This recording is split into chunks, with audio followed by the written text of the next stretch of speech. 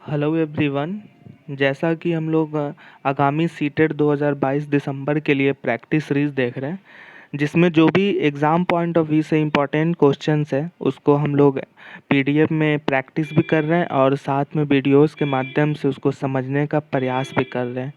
अभी तक हमने बहुत सारी सीरीज़ देखी और मैथ के पेडागोगी में हमने बहुत सारे क्वेश्चंस भी बनाए हैं, लेकिन इस पीडीएफ में, इस वीडियोज़ में हम लोग मैथ के जो इम्पोर्टेंट क्वेश्चंस जो रिपीटेड होते हैं उसमें से 2-3 क्वेश्चंस हमने इस प्रश्न में उठाया है इस सीरीज़ में, जो आपको डायरेक्टली एग्ज़ाम में देखने को मिलेंगे। बस आपको देखना है कि कैसे वो क्वेश्चंस हल करते हैं हम लोग और कैसे वो मेथड का प्रयोग करते हैं।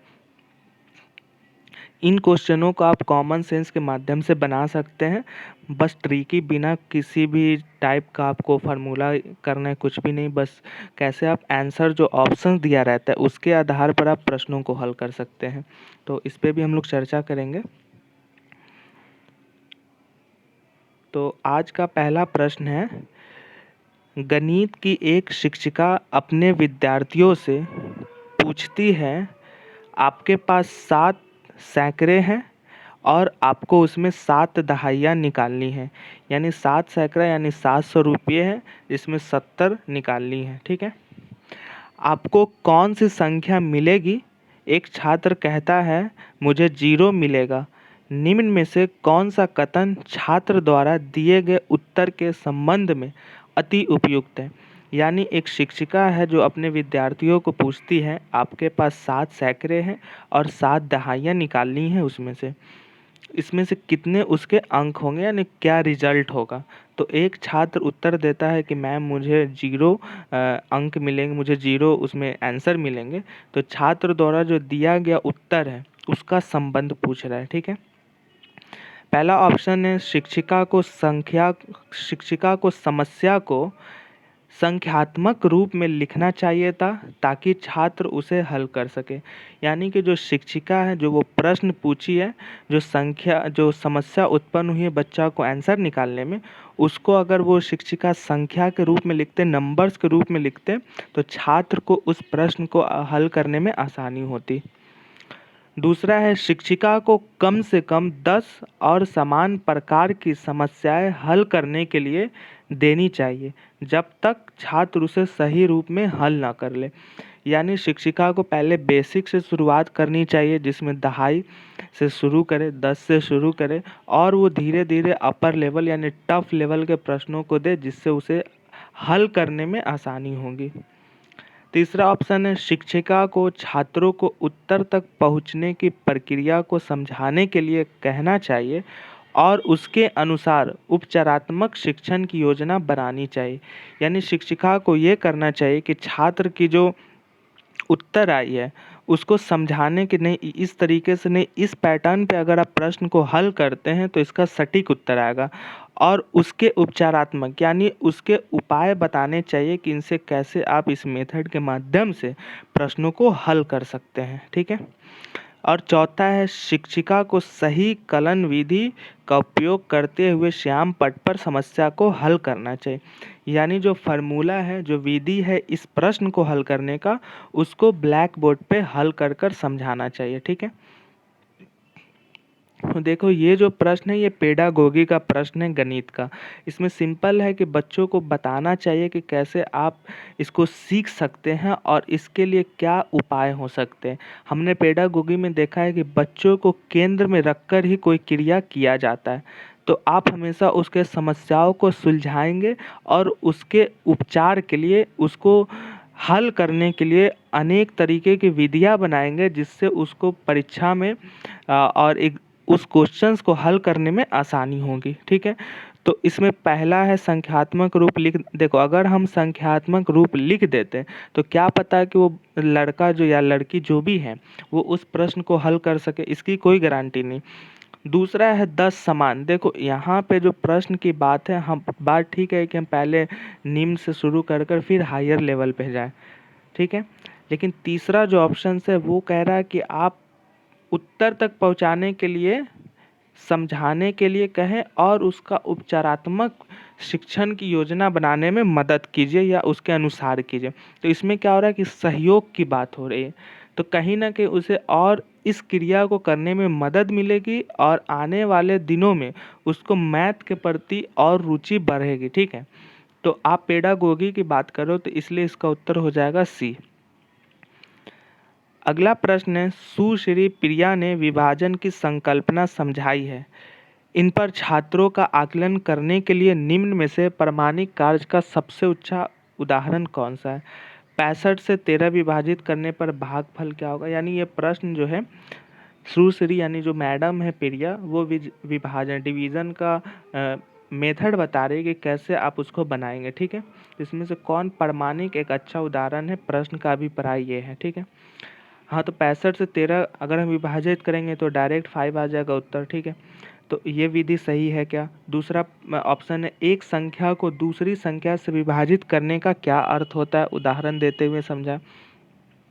तीसरा है, आपकी कक्षा में उपस्थित 25 छात्रों में 100 उपलब्ध ड्राइंग शीट समान रूप से वितरित करें। चौथा है, अपनी कक्षा के लिए झंडा बनाएं जिसका 1/3 भाग नीला है। प्रश्न क्या है कि सुश्री प्रिया ने विभाजन की संकल्पना समझाई है, यानी उन्होंने डिवीज़न का वो मेथड बताया है और इस पर छात्रों का आकलन के लिए क्या प्रामाणिक कार्य। देखो यहाँ पे पूछ रहा है प्रामाणिक कार्य, ठीक है। तो प्रामाणिक कार्य का मतलब है कि आप उस चीज़ को करके दिखाएंगे। इससे क्या होगा कि उसे लगेगा कि ये रियल है। यानी आप अगर विभाजन के आप 10 बच्चे हैं और 5 को इधर खड़ा कर तो 5 को इधर, फिर उसे 5 इंटू 5 डिवाइडेड बाई 10 करते हो तो उसे 2 अलग करते हो, तो इससे क्या होगा कि बच्चों के सीखने की क्रिया बढ़ेगी। तो इसमें जो सी ऑप्शन है वो कह रहा है कि 25 छात्रों में 100 ड्राइंग शीट को वितरित करेंगे। तो इससे क्या होगा कि 100 वितरित कर रहे हैं, तो इससे क्या होगा कि बच्चों को पता चलेगा कि कितने नंबर में उन्हें डिवीज़न मिले, यानी 4 मुझे 4 मुझे 4 उस। तो ये सबसे प्रामाणिक कार्य है कि उसे करके दिखा रहे हैं, प्रैक्टिकल रूप में सिखा रहे हैं, ठीक है। तो इसका उत्तर हो जाएगा सी। तीसरा प्रश्न है, निम्नलिखित का मिलान करें। दहाई का अंक 1000 के अंक का आधा है।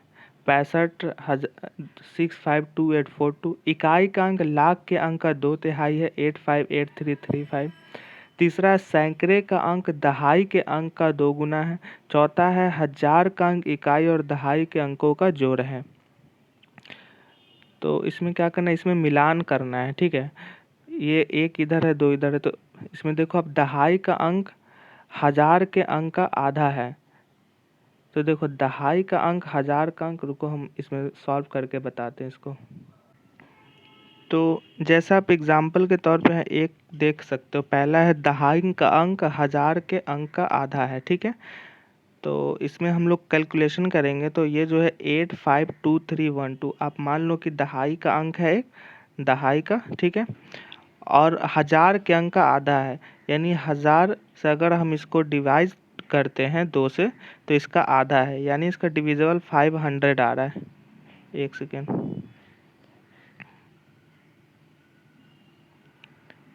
तो इसका डिविजिबल 500 यानी इसका रिजल्ट आ रहा है, ठीक है।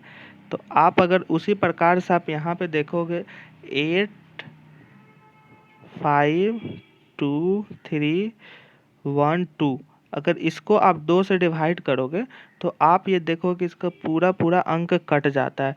2 दूना 4, 2 एकम 2, सॉरी 2 दूना 4, 2 चौका 8, 2 दूना 4, बच गया 1, 2 छक 12, 2 एकम 2, 2 पचे 10, 2 छक 12। तो आप देख रहे हो कि कट रहे हो, तो इसका ए का हो जाएगा डी। तो इसी तरीके से आप करके देखना, आपके आ जाएंगे रिजल्ट, ठीक है। तो थर्ड का आंसर हो जाएगा ए। अब इसको कैलकुलेट करके देखोगे तो आपको रिजल्ट आ जाएंगे, ठीक है। अगला प्रश्न है 4 नंबर। नरेश अपनी कक्षा का एक दृष्टिबाधित विद्यार्थी है। वह त्रि-आयामी 3D आकार को छूकर उनके किनारों, कोनों और फलकों को पहचानना और गिनता है। एक त्रिभुज प्रिज्म में कितने किनारे और फलक होंगे? देखो जब आप इसको निकालोगे 3D आकार में, तो जब एक त्रिभुज बनाकर आप निकालोगे, आप जब इसको त्रिभुज बनाओगे, ठीक है, एक सेकेंड, आप अगर इसमें त्रिभुज का आकार अगर यहाँ पे बनाते हो तो किनारे और कोनों और फलकों को पहचानना है, ठीक है। तो अगर आप इसका किनारों को देखोगे तो यहाँ पे 1 2 3 4 आयामी है, यानी 4 आयामी है, ठीक है। 3D आकार उनके किनारों, कोनों और फलकों को पहचानना, गिनना मेन प्रॉब्लम इसमें बन नहीं पा रहा है, ठीक है। इसका आप निकाल के उत्तर देखोगे, ये थोड़ा टफ क्वेश्चन नहीं है, बट इसका प्रॉब्लम है कि स्लाइड्स का इसमें नहीं दिया हुआ कि कैसे एक्सप्लेनेशन करना है। मैं आगे भी इस तरीके के जो प्रश्न है, इसके 10-20 जो प्रश्न है उसको मैं कॉपी में लिख कर बनाकर आपको समझा दूंगा। तो उस पर जो भी संबंधित प्रश्न आएंगे आप इजीली आसानी से हल कर सकते हो, ठीक है। तो उसको मैं बता दूंगा फिर आगे। 5 नंबर क्वेश्चन है, उस आयत का क्षेत्रफल क्या है जिसकी लंबाई 122 सेंटीमीटर और चौड़ाई 55 सेंटीमीटर है। तो आपको पता है कि आयत का जो आयतन होता है वो होता है लेंथ गुने वेट। तो इसको आप अगर 122 इंटू 55 करोगे तो इसका उत्तर आ जाएगा आपको 6710। आप इसको कैलकुलेट करके देख लेना आप अपने यहाँ पे, तो आपको इसका उत्तर मिल जाएंगे, ठीक है। अगला प्रश्न है, नसीम के पास 5 10 के सिक्के हैं और 5 के सिक्कों की संख्या 10 के सिक्कों की 3 गुनी है और 20 के सिक्कों की संख्या 10 के सिक्कों की संख्या की आधी है। यदि उसके पास 20 के 8 सिक्के हैं तो उसके पास कुल कितनी राशि है। ये बहुत इजी प्रश्न है, मैं इसको अभी सॉल्व करके दिखाता हूँ, एक सेकंड। देखो, तो प्रश्न में जो पूछ रहा है, तो नसीम के पास 5 रुपये एंड 10 रुपये, ठीक है। उसके पास 2 सिक्के हैं। तो 5 रुपया का जो सिक्का है, 5 रुपया का, वो 10 के 3 गुना है, ठीक। 10 के 3 गुना है, ठीक है। यानी जो 5 रुपये के होंगे वो 10 के 3 गुना है। और दूसरा है कि जो 20 का सिक्का है वो 10 का आधा है, ठीक। और उसके पास जो तीसरा पॉइंट है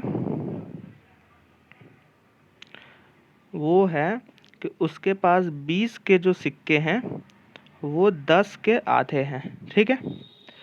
तो आप यहाँ पे देखोगे जो 5 के सिक्के हैं वो उसके पास कितने हो जाएंगे, लगभग 30, ठीक है। और कितने पूछ रहा है, 3 गुने हैं। तो 30 का यहाँ पे, सॉरी, हाँ 3 गुने हैं, तो ये तो हो गया 30। उसके बाद यहाँ पे कितने सिक्के उसके पास, 10 के यहाँ पे उसके पास, सॉरी, 20 के आधे सिक्के हैं, ठीक। तो यहाँ पे 20 के आधे यानी 5 सिक्के हैं, ठीक। 5 सिक्के हैं और 10/2 5। ओ एक सेकेंड, फिर से हम लोग समझने का प्रयास करते हैं। देखो, 5 के एंड 10 के उसके पास सिक्के हैं। तो पहला मेथड है कि 5 के सिक्के 10 के 3 गुने हैं, यानी 30। दूसरा है कि 20 के जो सिक्के हैं वो 10 के आधे हैं, यानी 5।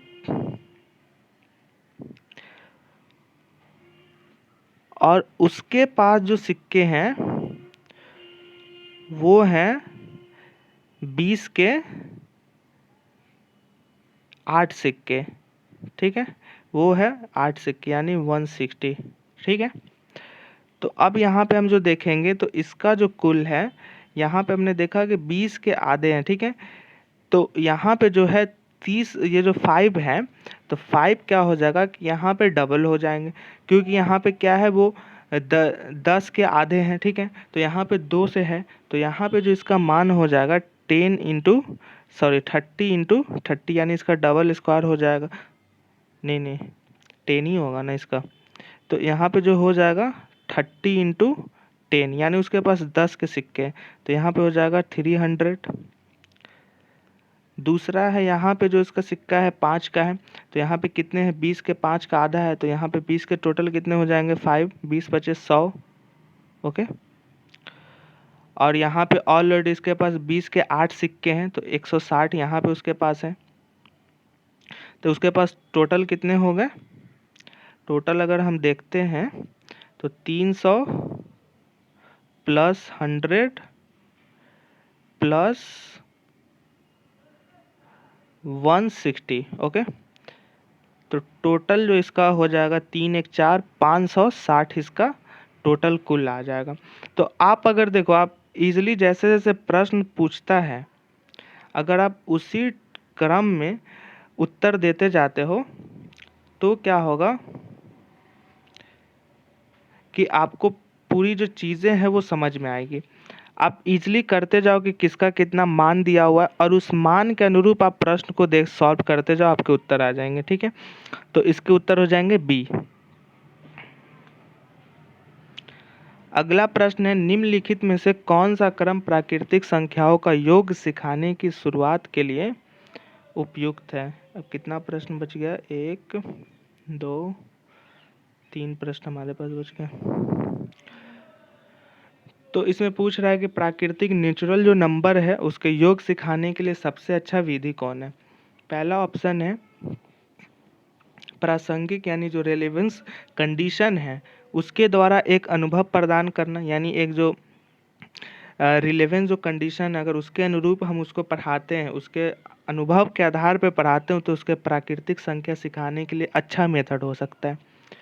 दूसरा, स्थितियों को चिन्ह से प्रदर्शित करना, यानी मार्क करना कि देखो इसका ये आएगा, इसका ये आएगा, यानी जो भी उसका रिजल्ट आएगा उसको चिन्हित करना। तीसरा है स्थितियों कंडीशन को मौखिक यानी ओरल रूप से समझाना कि इसका इतना मान होगा, इसका इतना मान, और फिर जाके इसके इतने योग आएंगे, इतने रिजल्ट आएंगे। चौथा है चित्रों के माध्यम से परिस्थितियों को निरूपित करना। ठीक, तो इसमें क्या पूछ रहा है, कौन सा क्रम, यानी इसको क्रम वाइज करना है। क्या क्या ऑप्शन दिया हुआ है, A C D B, A B D C, A B D C, B C दोनों तो एक ही है, तो ये तो ऐसे ही कट हो जाएगा। चौथा है सी डी ए सी। देखो सबसे पहला है कि हम उसे एक प्रासंगिक यानी रेलेवेंस कंडीशन के हिसाब से अनुभव देंगे कि देखो इस तरीके से अगर आप करते हो तो आपका ऐसा, अगर पहले आप सीखे रहोगे तभी आप अपने अकॉर्डिंग उसके प्रश्नों को जवाब दे पाओगे।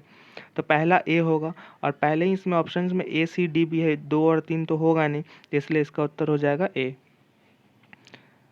अगला प्रश्न है, राष्ट्रीय पाठचर्या रूपरेखा एनसीएफ 2005 के अनुसार गणित के आकलन में डैश को सम्मिलित करना चाहिए, यानी जो 2005 के एनसीएफ है उसमें कौन सा सम्मिलित करने के लिए आधार दिया गया है। ठीक है, छात्रों को प्राप्तांक के आधार पर श्रेणीबद्ध करना, यानी कि जो उनके ग्रेड या मार्क्स मिले हैं उसके आधार पर उसे रैंकिंग देना। दूसरा है छात्रों की संकलनात्मक समझ और समस्या समाधान की कौशल की अर्जन संबंधित प्रगति करना। हमने पहले ही पढ़ा है कि बच्चों को अपनी संकल्पना, अपनी कौशल के विकास के लिए जो भी क्रियाएं करनी पड़े उस पर ज़्यादा फोकस करना है, और यही रिकमेंडेशन एनसीएफ 2005 में दिया गया था। तो इसका उत्तर हो जाएगा बी। आज का आखिरी प्रश्न है, ये देखो लग रहा है जितना टफ वो सबसे इजी प्रश्न है ये इस खंड का। एक ऑटो रिक्शा का मीटर पहले 2 किलोमीटर का यात्रा के लिए 25 और उसके बाद प्रति किलोमीटर की यात्रा के लिए 8 का भाड़ा दिखाता है। मानस ने अपने घर से अपने कार्यकाल के लिए 249 रुपये भाड़ा दिया, तो उसके घर से कार्यकाल की दूरी बताइए। देखो इसको हम लोग सॉल्व करते हैं, सबसे इजी है इस खंड का प्रश्न। तो आप देखो फर्स्ट जो 2 किलोमीटर है,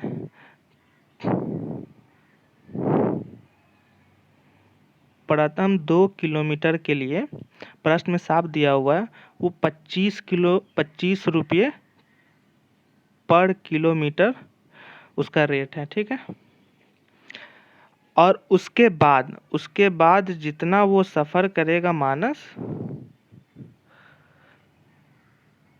उसके लिए 8 रुपये पर किलोमीटर उसे पेड करना पड़ेगा। ठीक है, तो आप टोटल कितना दिए, उसने 249 रुपये उसने दिए। ठीक है, तो 249 दिए, तो अगर आप 25 में 2 किलोमीटर चल रहे हो, ठीक है, 25 में 2 किलोमीटर आपने चल लिया, बाकी आपके पास कितने बचे? 224। तो 224 को आप 8 से डिवाइड कर दो। 8 से डिवाइड करोगे तो 224 का 8 हो जाएगा 28। 28 तो कितने हो गए टोटल? 28, इधर 2 और इधर 28, तो इसके टोटल कितने हो जाएंगे? 30 किलोमीटर। तो उसने 30 किलोमीटर के लिए पैसे पेड किए। इसका उत्तर हो जाएगा सी। तो आज हमने लगभग जो 3-4 जो मैथ के क्वेश्चन देखे, आप इसको घर पे प्रैक्टिस करेंगे। अगर कहीं दिक्कत आए तो आप कमेंट बॉक्स में बताएं। ज़्यादा से ज़्यादा जो उन लोगों को प्रैक्टिस रीच के समस्या है, जो प्रैक्टिस नहीं कर पा रहे, उनके पास इस वीडियो को पहुंचाएं, लाइक करें, कमेंट करें, और जो भी आपको दिक्कत है उसको ज़रूर बताएं, जो मैं आने वाले वीडियोज़ में स्पष्ट रूप से आपको समझाऊंगा। तब तक के लिए धन्यवाद।